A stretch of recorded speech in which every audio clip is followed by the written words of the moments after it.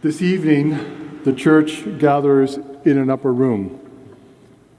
We know that this night leads to betrayal, to the cross, and to grief. But before any of that, there is a basin, water, and a towel. In the Gospel of John, Jesus does something unexpected. He kneels, he washes feet, he bends down to touch dust, weariness, and the vulnerability of humanness. For a deacon in this church, this moment defines our call to ministry as the diaconate stands at the threshold between altar and world.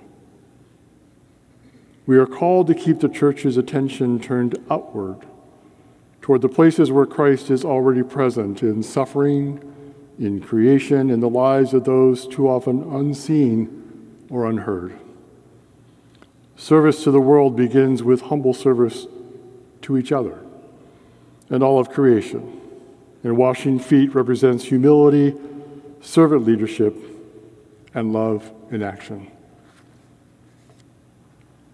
As a Native person, this gospel creates a narrative that resonates deeply with many indigenous spiritual traditions.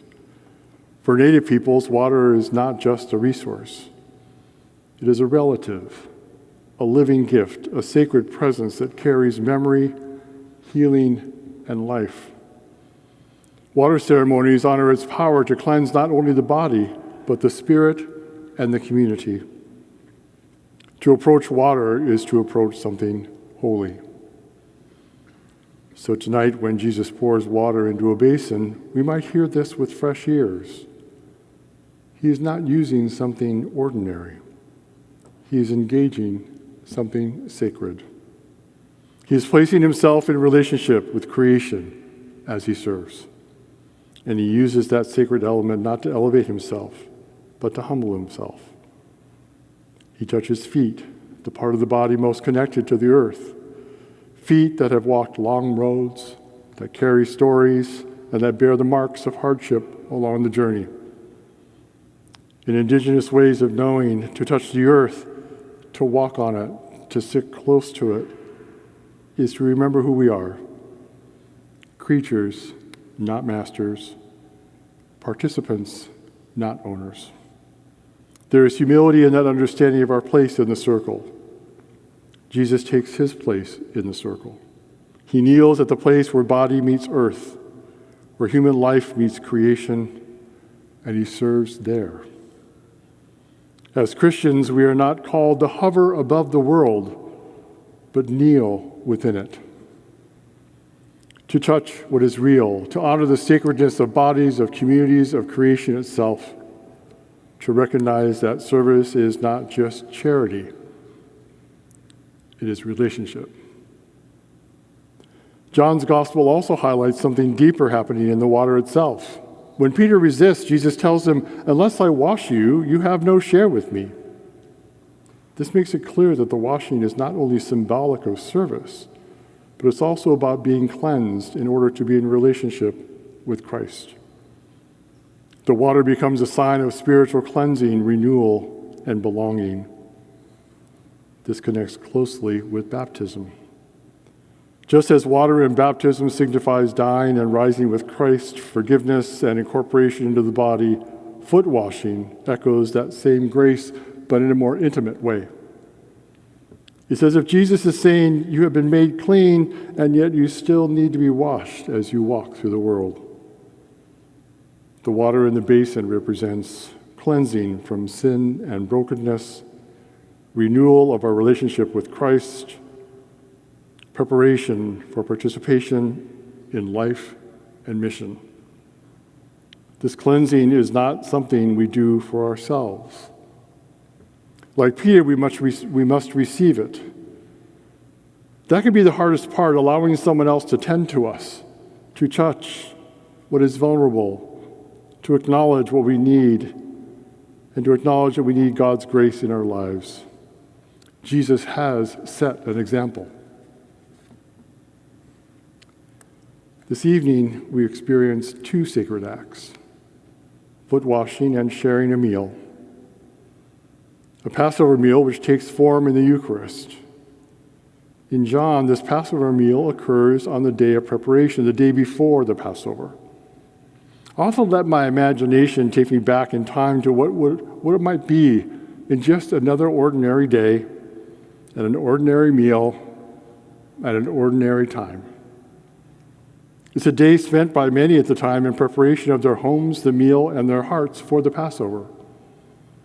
Children were playing in the dusty streets as parents were fulfilling the Passover rituals that they've been following for years. There was more excitement in the air on that particular day other than the usual religious politicking. They had been hearing about this Jesus of Nazareth, who was performing miracles and healing people, ordinary people just like them. Jesus has just arrived in the city and had been greeted by people laying their cloaks and branches on the ground in front of him and calling him the Messiah. There was a hopeful excitement in the air. Unknown to the children and the parents, while they were going about their normal preparations, Jesus was sitting down for the same meal with 12 of his friends, his disciples. And it's during the meal that Jesus interrupts it, gets up, strips off his clothes, covers himself with a towel, and washes the disciples' feet. This silent sermon to the disciples was delivered through his actions. And by his actions, he created the church's model of mission in the world. Symbolic service in a way that God's glory will be experienced by all who follow after Jesus. Tonight, as we come forward to have our feet washed or to wash another's, we step into a mystery that is both ancient and immediate. Water flows across traditions, cultures, and time.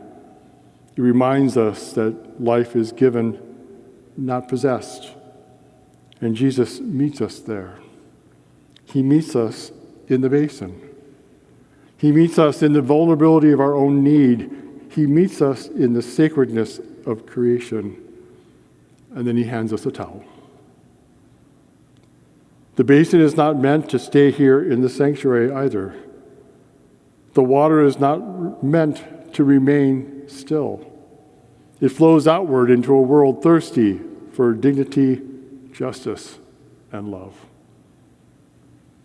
Later, the altar will be stripped, and we leave in silence.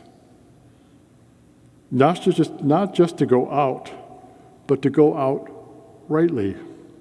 To go out with reverence for the sacredness of people and of creation.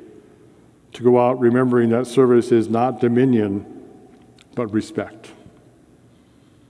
The world we know we are Christ's disciples, not by our power, but how we love, how we care for one another, how we honor the dignity of every person, how we treat the earth and its water.